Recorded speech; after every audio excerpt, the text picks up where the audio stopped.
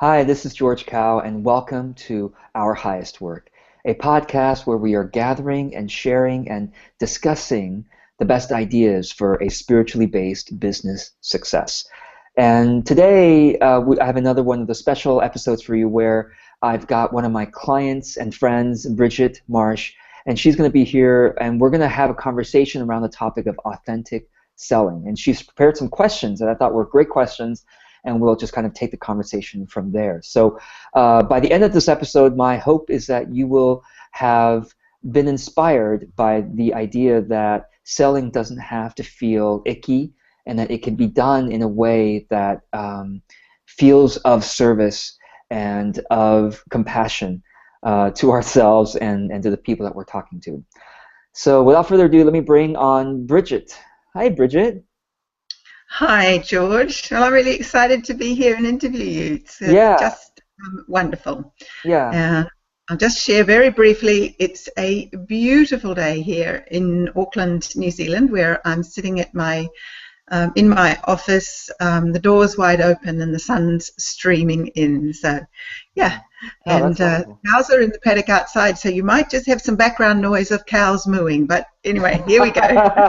Oh, wonderful. That's very, yeah, that's great. Yeah. So why don't, do you want to share a little bit about yourself and kind of with the kind of work you do, what you love about it, and whom you Thank serve, you. that kind of thing? Yeah. Absolutely. So, thank you. So, I work with um, people who have great ideas and who want to build a profitable, sustainable idea based on that, a profitable, sustainable business based on that idea. Mm. So, I could go into a lot to describe what a great idea is, but basically, I help people take ideas and build those businesses. And um, the most important thing for me around building a business is that the first thing about it being sustainable is that the work must be joyful. The work Mm. must be joyful for you and be of service to the people and the planet, and that those things come before profit. Profit is a result of doing great work. So, yeah, That's great. I that's love my. that. Yeah, and I love that you and I share those values of sustainability, social entrepreneurship, social responsibility, that business isn't just about making a profit, but that business touches so many aspects of the people, the of course the business owner, but also the lives of the customers and clients, the lives of the suppliers and everyone involved in actually delivering that service or product. And when you think about all Absolutely. that, yeah, yeah. Mm, So, absolutely, George, and that's why when I came out of working in the creative field, for which I'd done for a long time, I thought, I mean, I knew about the creative process and how to build a business using a creative process, and I thought about how can I really best serve the world, mhm. um, and yes, I could work more with the creative people, but I felt called to start working with small business and entrepreneurs, and to take this process and help them. So, Yeah, wonderful. very aligned. Yeah. So you had prepared some wonderful questions on this topic of authentic selling. So let's get into that. Yeah, great, great. So my first question really is that selling has over time or from time to time had a really bad rap, Mm. and I think that even that now that is true even more so. So I wondered, why do you think this is, George? What is it? Yeah. Is this? Yeah, it's a really good question, isn't it? Because the truth is, if we look at, well, just look at your own life. All of us have bought lots and lots of products and services, and some of those sellers, services, and products have been sold to us by human beings, and we buy on a regular basis. And so a lot of selling happens, and in other words, when we don't think about the selling, um, you know, when we just buy, we feel good about the transaction, and so it's when we really, really notice the selling that we start to dislike it. And Mm-hmm. so I would say that selling's got a bad rap because a lot of salespeople come from a place of selling by any means necessary. Mm-hmm. Yeah. So Okay. no matter what happens in this conversation, the salesperson is talking to a prospective customer or client. It's like, no matter what happens, I'm going to do my very best to get you to buy. Okay, and that's why selling's got a bad rap, because people feel it, people smell that someone doesn't have their best interest at heart, that someone really Mm. cares about their own profit, their own goals, and they're just using that conversation to try to further their own goals. Now, of course, a good salesperson will say, well, but guess what? I can't make the sale if they don't really want to buy. Well, actually, the human being is we are people with hearts, and we are people who don't want to offend other people. So sometimes Mm-hmm. we are manipulated or maybe even hyped into buying something. Mm. Um, so sometimes we are trying to be nice to the salesperson, and we end up saying, okay, let me give it a try, right? Yeah. Right? Let Yeah. me give it a Yeah.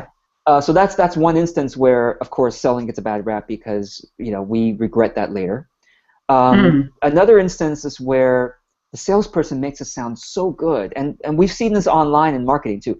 Oh my God, this thing sounds so good. It's so amazing that I've got to try it. There's no risk Mm-hmm. to it, or what if there's a guarantee, and or even that it sounds so amazing that even if it's half as good, it's going to be amazing. It's going to be great. Yeah. And so we Mm. buy it, and then usually when something sounds too good to be true, based on our own experience, like, oh, we've never seen anything that's that good before, and it's too good to be true, and we buy it, it usually is too good to be true. Mm-hmm. A good salesperson, unfortunately, good by the standard of business, profit, profit maximization, Mm-hmm. a good salesperson is someone who gets a lot of people to buy. Yeah. And oftentimes they use exaggerated claims, hype, manipulation, deception to get someone to say, well, they have nothing to lose, or my God, okay, I'm just buy this thing to get the person out. But the end result is regret for the Yes. buyer, is Yeah. when a bad selling situation happens. So that's why selling gets such a bad rap, is this feeling of regret. But what about from your perspective, Bridget? What would you say to that?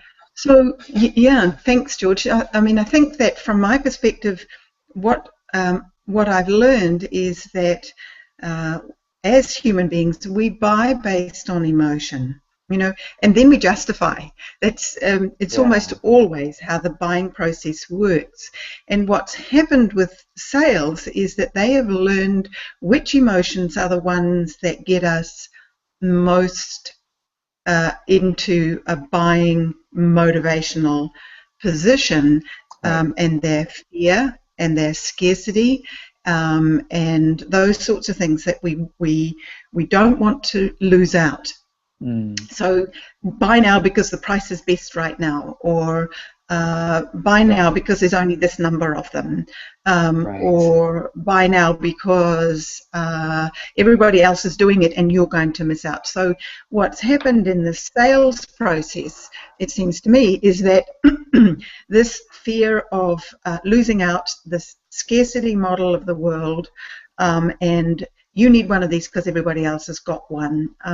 It has become the modus operandi, and Mm, from my perspective, I don't want people to buy for that reason. I don't want people living in fear, or mm, buying thinking it's scarce. The, the, right. the only things that are scarce on our planet are finite resources.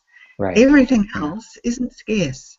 Right. So what's scarce is our finite resources. So, yeah, so that's how I understand it, is that people are locked in through an emotional buying motivator that's based in fear or scarcity.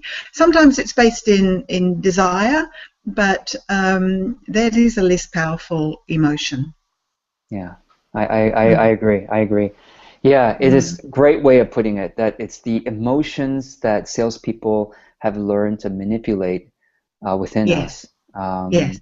And by the way, I say this as a salesperson myself, right? But we all, as Well, business we people, have to sell. We're in we have to business. sell, and so Yeah. we need to be aware of So let me just say what I think an authentic type of selling is. It's determining Yes, great. fit. It's determining fit is Yeah. determining the fit between the service or the product and the person who may or may not buy it. And the better we are at determining the fit, the less it feels pressure. The more it feels like, okay, well, let's just see if this is really what you Yeah. are looking for to meet your needs, rather than you've got to buy this because I need to meet my numbers, or I need to buy, have more clients or something like that. Yeah. Right. Yes, yes. Great. Well, that does answer one of my questions, which is sort of, what is authentic selling, and you said need, and I think that need rather than want, that's the distinction that I make there. Need in Mm, order for people to live an authentic lives for themselves, mm, rather than need because I'm told I need it. mm, So helping people to get really clear about exactly why they think they need it is an mm. important part of an authentic sales process. So when Yeah. I'm working with clients, George, sorry, yeah, Oh, I was just going to add to that too, that yes, that's a really good one. Need and want. What I also think about with authentic selling is the word is for me is service. Um, of yes, course, I try to put service into every aspect of my business, selling no less, right? So when I'm selling, I'm thinking about, can I leave this experience with this prospective client in a way where they feel that they have been served by me. mm-hmm.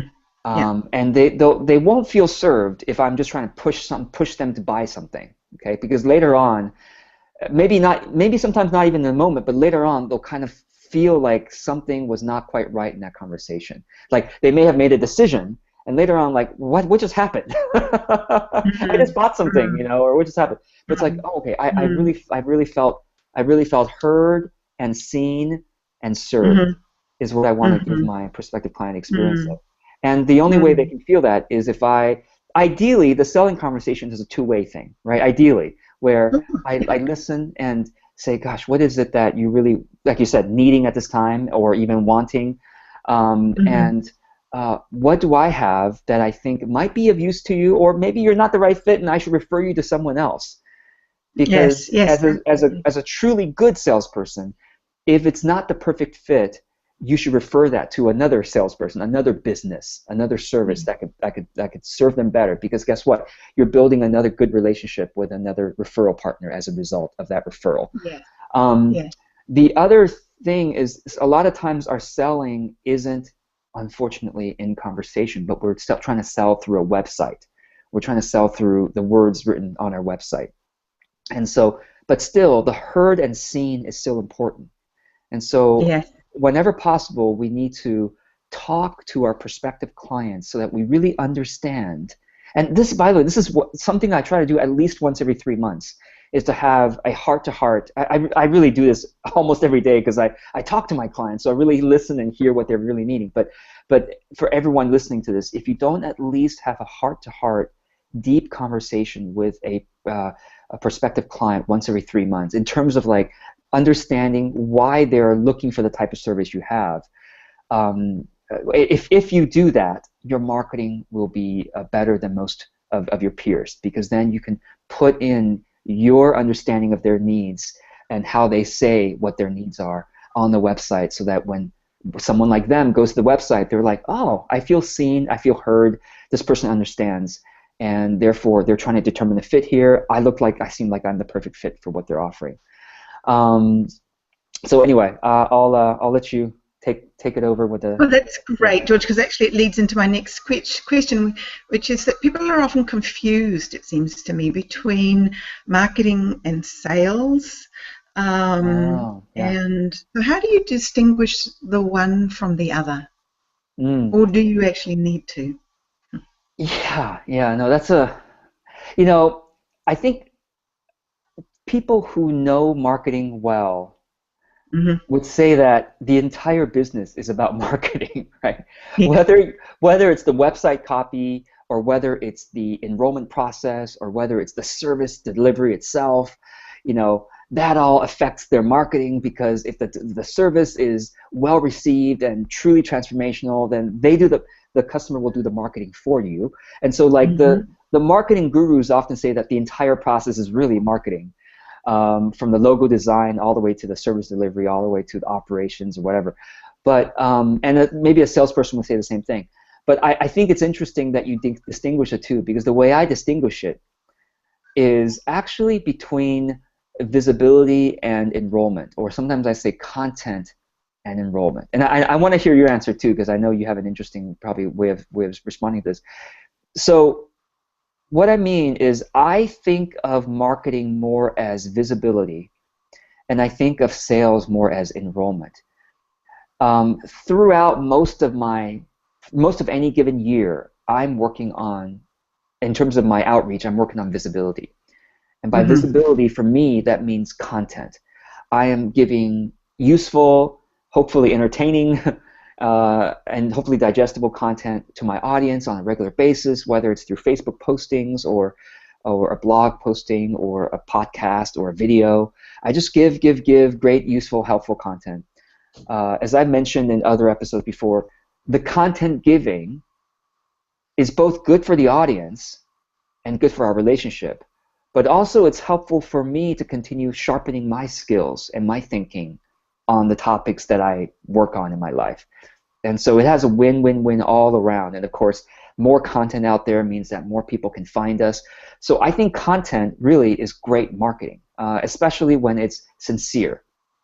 There's a lot of Ah, content. an Yeah. important distinction there, because there's a whole lot of hype around content marketing right now, and it's can I just for me, Yes. what Yes. I say about content marketing quite a lot is that it's still following exactly the old model. So Mm. the content is very specific, and it's driving to a particular point. So which is that you need you need what I have right now, and if you don't get it, you're going to miss out. I'm the secret sauce, if you like, that's been missing for you. And so a lot of content marketing that I see is Mm. really driving people again to that place of fear or scarcity or missing out, or possibly towards greed. Greed's another one of those emotions that get tapped Yeah. in. So it's not authentic. It's not an authentic giving of content. It's content designed very, very specifically and acutely to achieve a certain result, which is for people to feel, I have to have what's being sold. That's brilliant. Wow. Yes.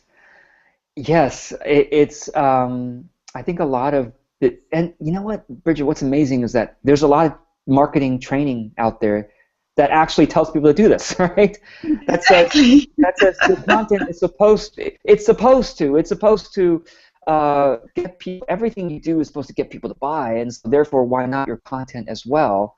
And I think you're right. I think that they try to make themselves the savior, or they try to make the Yeah. audience member feel like, oh my God, if I buy this, that this will. And then maybe the audience isn't even thinking this, but it's the feeling is, if I buy this, this will solve all my problems, or at least it will Correct. solve some major problem, and then my life will be completely better because of this product or this service. And you know what? Maybe it will. Okay, it could have that effect, but when it becomes when it builds the audience's hope to that kind of a level, just statistically, most of the audience members aren't going to have that. And that's what I believe about the bad marketing or hype, is that they're sharing amazing results and stories that most customers or clients don't experience. And so they're sharing like the top 5%, the top 10%, even the top 1% results. But back to this idea of the difference between marketing and sales. So I think of it as content and enrollment.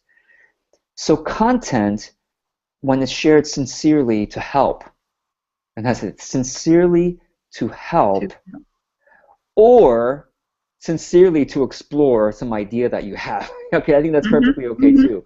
Yep. And sometimes it's both, and I do a lot of both things. I'm both exploring what I'm trying to really figure out, and then what I think will, even in my figuring it out, will be helpful for others. And actually, that's one of the things that I've been learning about. There's a book I'm reading called Show Your Work by Austin Kleon, Kleon, which I really like. And his book is called Show Your Work. And the main idea of the book is artists used to, before social media, before the internet, artists used to paint in their own, studio, work on their painting, work on their sculpture, work on some piece of music for sometimes weeks or months, and then they reveal the final product and say, "Isn't this great?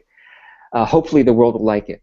So now the book is saying, the main point is that with social media, it costs us nothing to show our work, to show the process of our work. So as the painter is painting an idea that, I'm thinking about painting this amazing landscape, here's a first draft of it, first sketch of it, and he shows that draft and sketch on social media, by the very virtue that he is an experienced painter, even his sketch, even his draft is more amazing than what most people can do, most average people can do. And so even a draft or sketch is delightful, is entertaining to the audience member. And then, of course, as the painter continues to fill in the sketch and draft, and it shows that second draft, oh, now there's some color to it. Oh, isn't that interesting? And then the third draft has more of the features and structures of what the landscape looks like. Oh, wow. Now that's what that piece in the corner was. I didn't know. And so then eventually, when the final piece is done, the audience has already seen the whole process and is already so excited to see what the final product is going to be. And the painter herself or himself has been encouraged along the way by the response of the audience in saying, wow, okay, some people are seeing this as entertaining or useful. For those of us who are messengers, right?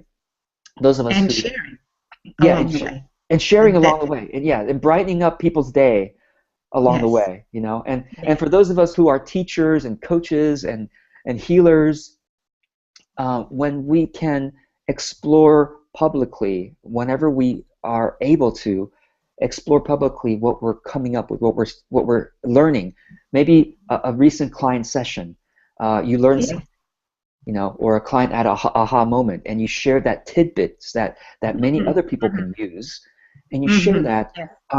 It's not your whole body of work. It may not even be complete or in its final version, that idea, but you share it, and people, just by the virtue of your experience in your realm of work, whatever draft you share is already better than I've been thinking about, because I don't do the kind of thing you do. I don't think about it the way that you think about it, or I don't do that kind of work.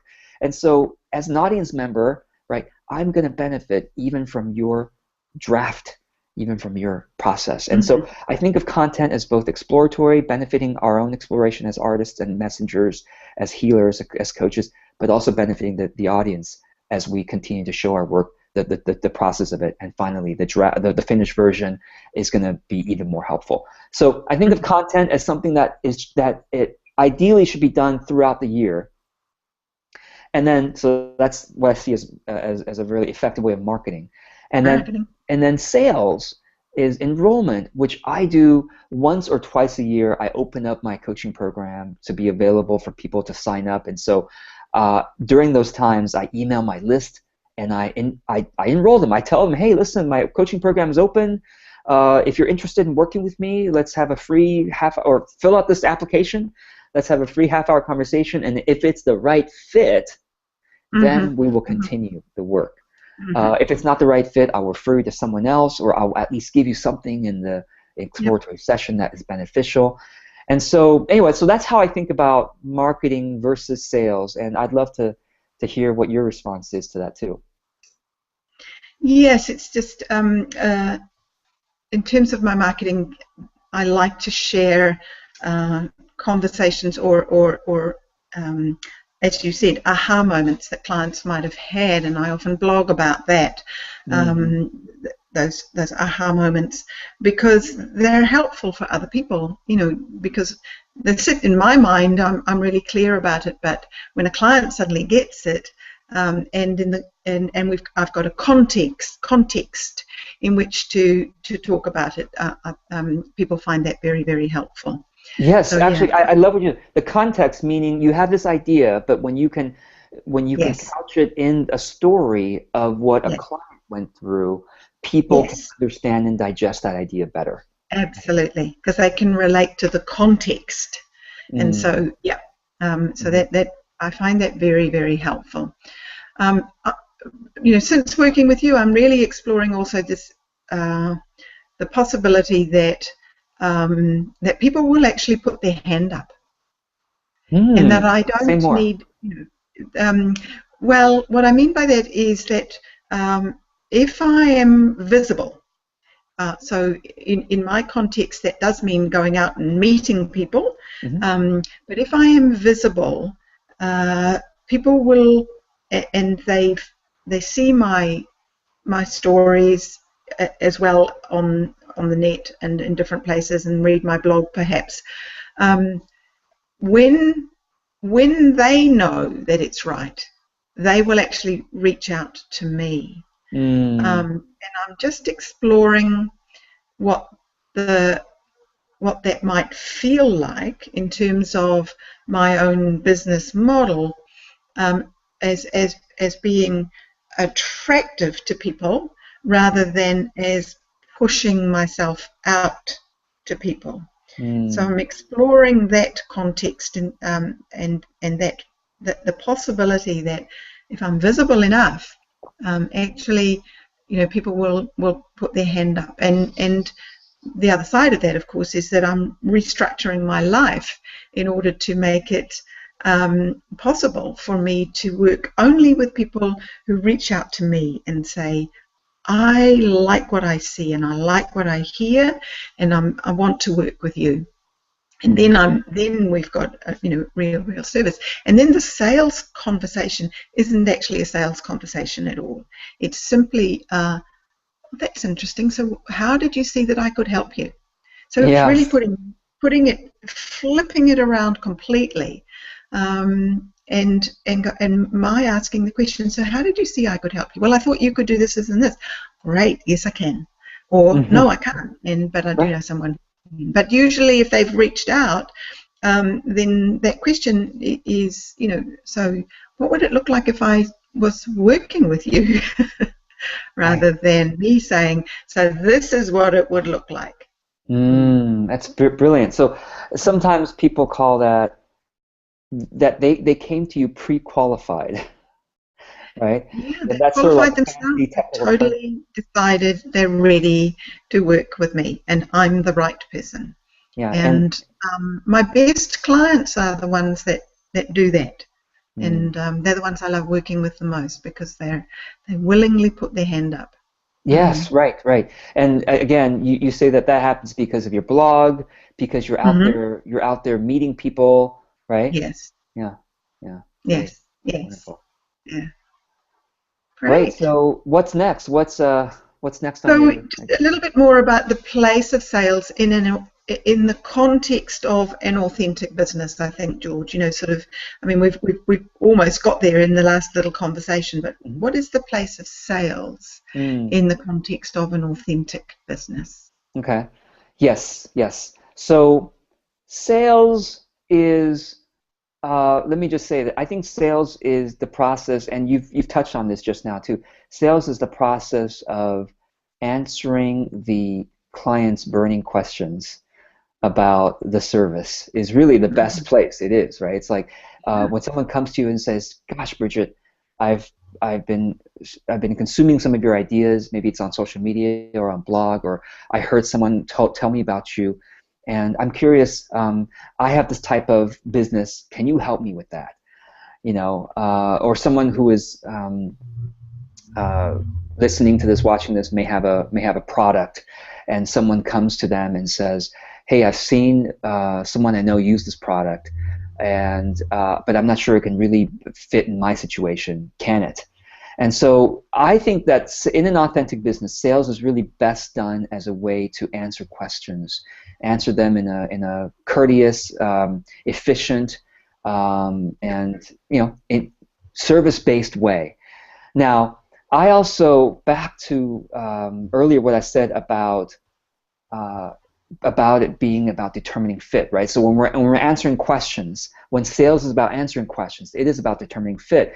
And what I find is that when there is a fit, it's like a miracle happens. Because think about how big the world is, Yeah. right? And how many distractions are in the prospect's life. And when Yes. they come to you and they find through the conversation that it's a fit, I think it's like a miracle. It's a miracle for the prospect. It's like, oh yes, Yes. I found a solution that's going to help me, that's going to move my life forward. I feel so confident of it because of things I've been learning about it, and it just feels right. And it's a miracle. Yes. And of course, it's a gift to the prospect. It's a gift to you, the business owner. It's a gift to the industry, actually. It's a gift to your industry, because here again is a situation where someone has bought not because they've been hard sold, but because a fit was determined, and the prospect is going to think better about the industry, spread the word, etc. And in some cases, a marketing partner has brought that prospect to you. And so I'll just touch on this a little bit. Yes. That I always love to mention that one of the best ways of selling things is through referrals. Yes. And specifically referrals with other service providers. So if there is, we need to start with ourselves, right? When someone comes to us and it's not the perfect fit, we need to be the model we want to see in the world. So we refer that out to someone else who can be a better fit, or who might be a better fit, who might know someone who's a better fit. Yes. But sometimes that happens to us. And sometimes we even go directly to potential referral partners and say, hey, I've got this great webinar, or I've got this great ebook, or I've got this great presentation. It's free. Would you share it with your audience? And if they really like what I'm doing, I can make an offer at the end to say, hey, let's have an exploratory call, see if it's a good fit. And that when there is a good fit from there, it's also such a gift to the partner, because they feel that they have served their audience, they have served the person who's going to be working with you. So one last thing I'm going to mention here about this. I'm reading a book. I read several books at the same time. The other book I'm reading right now is called Give and Take by Adam Grant. And this book is absolutely. I'm actually. It's such a. I'm not very good at book reading. I find myself, just keep putting it off. So what I'm doing is I'm actually listening to it. I'm listening to the audio version of the book, and it's just amazing. The book is about how this guy's a social scientist who has done research on whether people are what he calls givers or takers, or matchers. Matchers are people who think about the world as having justice, or about to you, quid pro quo. If I give to you, I expect something back. Or if you give to me, I feel burdened until I can give something back to you. Most people are matchers, but there are givers and there are takers. And what he found, very interesting, and this will apply to sales in a moment, what he's found is that people at the top of what society calls success, so financially successful, powerful people, they're either takers or they're givers. Interesting. Not so much matchers. There's more takers than givers, and of course you can imagine why takers could assume power in society, because they're kissing up and kicking down. They're kissing up to get the right thing, and then they kick the people down so that they can rise to the top. So of course there are takers, lots of takers at the top, but there's also tons of givers at the top. And it's because the givers, what happens is when they give, lots of matchers, what matchers do is they want to reward the givers and punish the takers. And so as a matcher, you're like, oh my God, this person is so generous. I'm going to spread the word about them. I'm going to, if there's a referral, I'm going to refer to the giver instead, instead of the taker. Of course, a lot of givers also experience the pain of being taken, the pain of being manipulated or being taken advantage of, and that's sort of the reality of being a giver, is that you will be taken advantage of. But if you keep giving in a smart way, you will rise to the top. And so he actually says that both the very top and the very bottom are actually dominated by givers. So at the top, they're the smart givers, and at the bottom, of course, people who keep getting taken advantage of and not smart enough to do something about it. So when it comes to sales, think of it as being a giver, being a smart giver. And a smart giver is someone who, gives within the bounds of their own self-care, gives without a sense of return. So even if the prospective client is not the perfect fit, refer that onward to someone, and even if that someone doesn't refer back, if you believe in that person's service, refer to them and just give. And eventually it does all come back around. And we know from karma that it does come back around, but even if someone doesn't believe in karma, the fact of the social media, the social network these days makes it easier for word to spread about how generous of a person you are. So anyway, I know it's a bit of a long answer, but I hope that's interesting. No, it's good. Is there anything else, Bridget, you would like to add to this topic of sales and authentic business? No, I think I was really touching on it before when I said that I'm exploring the possibility of sales of the initiator for the sales conversation being the person who has heard about me, read about me, connected with me, and decided that I have something of value to them, which is what we used to do, before, if you like, before we had the internet and things. We would think, oh gosh, even if we were buying a fridge, I need a fridge, and we would go out and look at fridges, and we weren't pushed and advertised to create a need that didn't exist. So it's really, for me, it feels really authentic when the initiative comes from the prospect.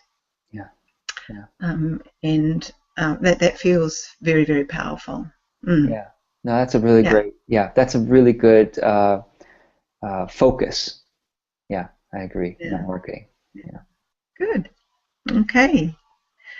So I've noticed, we've been talking about, giving content, and then a couple of times a year you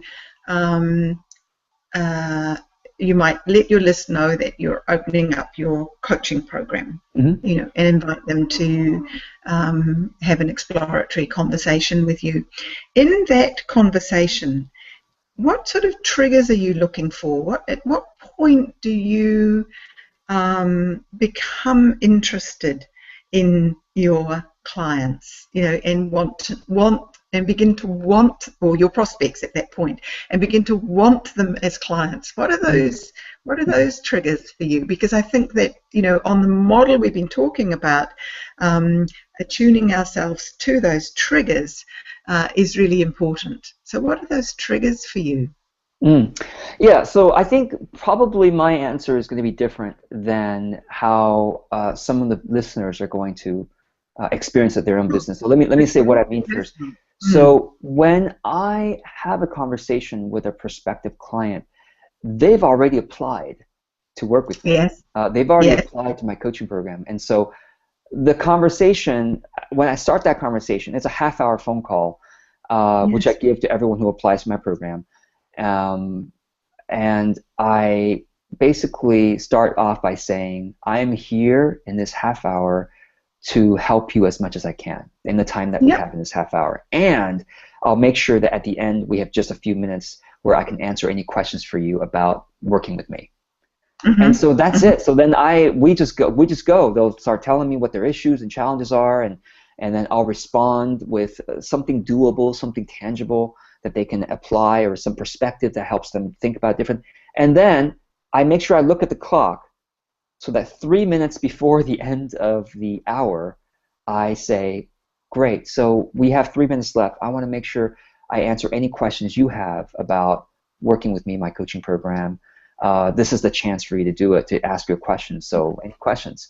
And if they don't have any questions, I may say, so if someone says, okay, I don't have any questions right now, I'll say, okay, let me just say that one of the questions I often get is, well, when does the program start? Or how much is it? Or something like that. And then I will respond at that point, even if they haven't asked it. I'll answer a couple of frequently asked questions. Now, I know that a lot of people who are listening or watching this, they have businesses where they're ongoingly enrolling people.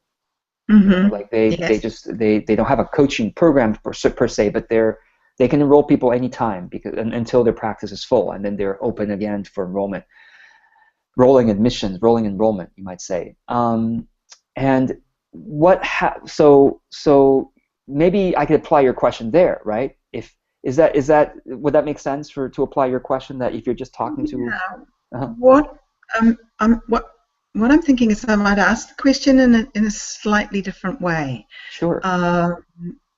Because one of the programs I offer is how to find your absolutely ideal customer or ideal client, and it's based in values, it's based in purpose, it's based in those sorts of things, and it's also based in, so what kind of life do you want to live? So let me ask this question slightly differently. Are there any indicators, or what I call triggers, that would lead you to suggest or to not want to work with somebody? They've already reached out to you, but you know what I'm saying here? Yes, is that yes.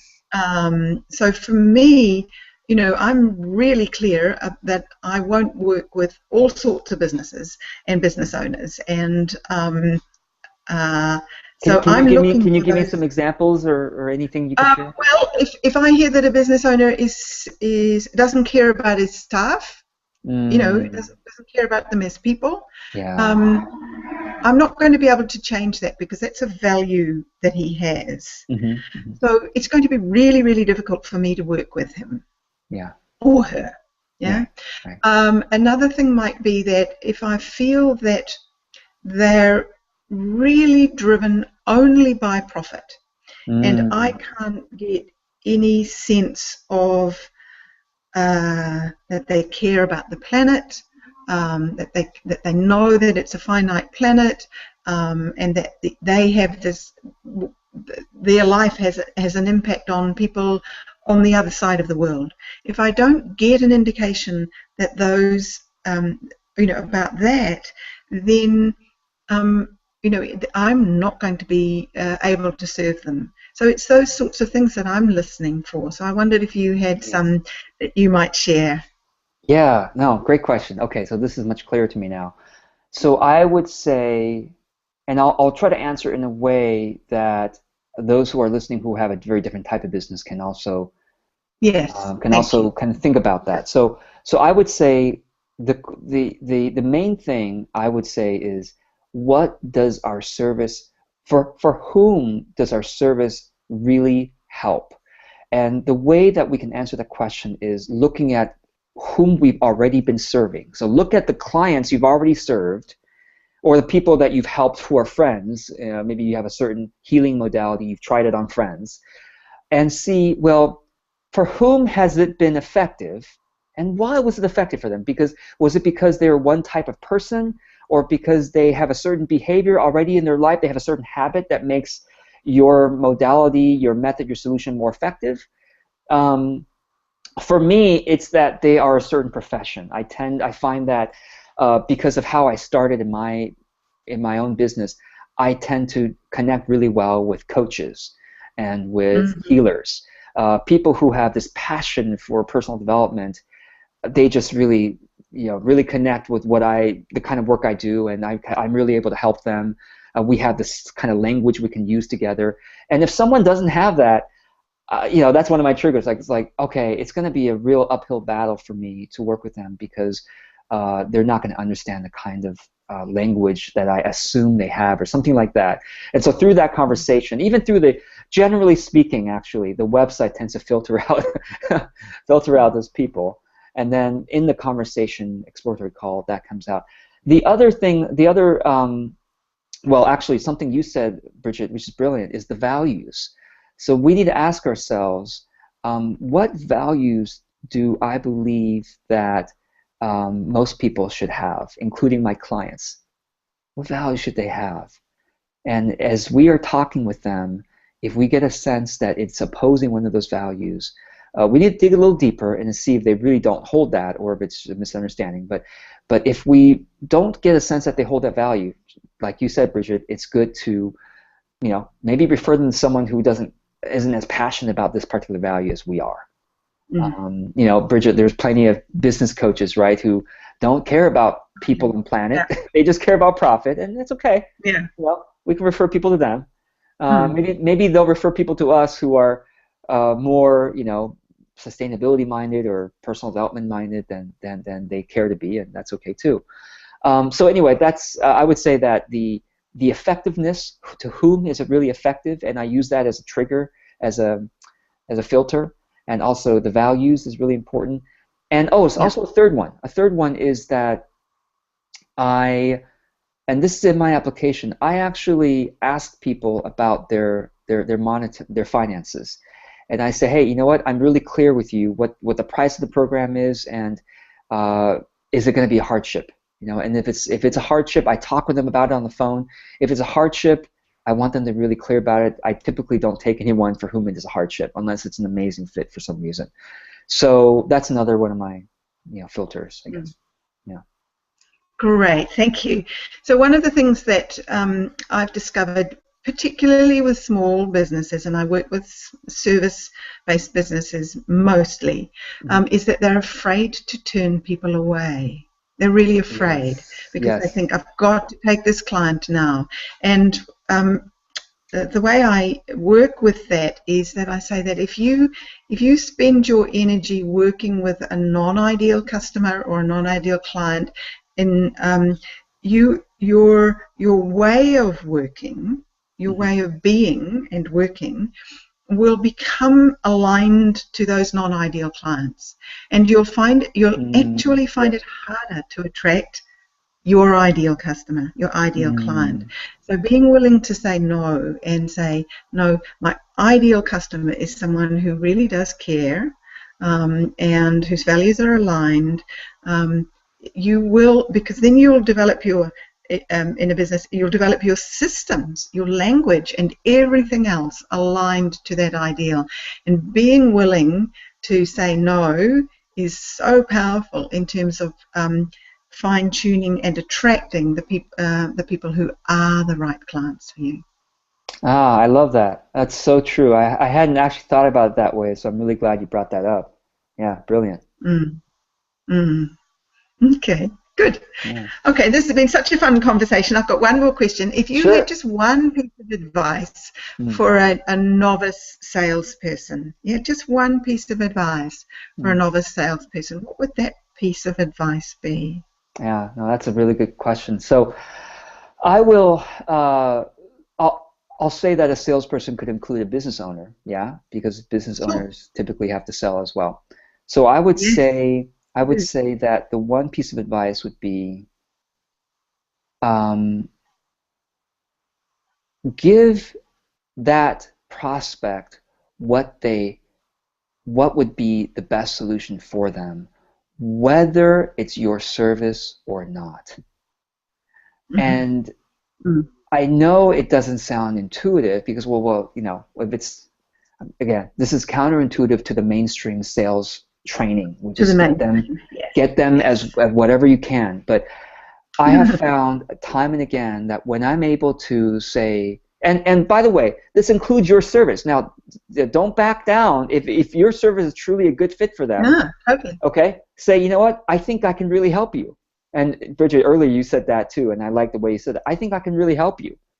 But if you really cannot say that with sincerity, start to think who else, and you might let them know, I'm not sure I'm really the right person, but I will get back to you with a good referral. And I promise you, you will find so much goodwill from that time after time and time after time. Now, it's not going to necessarily be one-to-one. Not, oh, one person you referred as suddenly next week someone's going to refer to you. But it will come around greater than you can imagine. So that's my one piece of advice. Yeah. Great. Great. Awesome. And what about Yeah. you? What about you, Bridget? Anything you would say to that? Well, I think that it's exactly the same.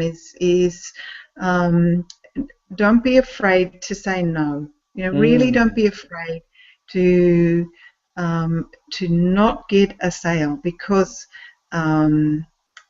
people sense fear, and they sense that you're being driven by something other than their best interests. Yeah. And in the business coaching world, anyway, I seldom come across a business owner who has not already had an experience of a coach, and many of the many coaches don't really help their clients. Yeah. So for me, it's about being willing to say no.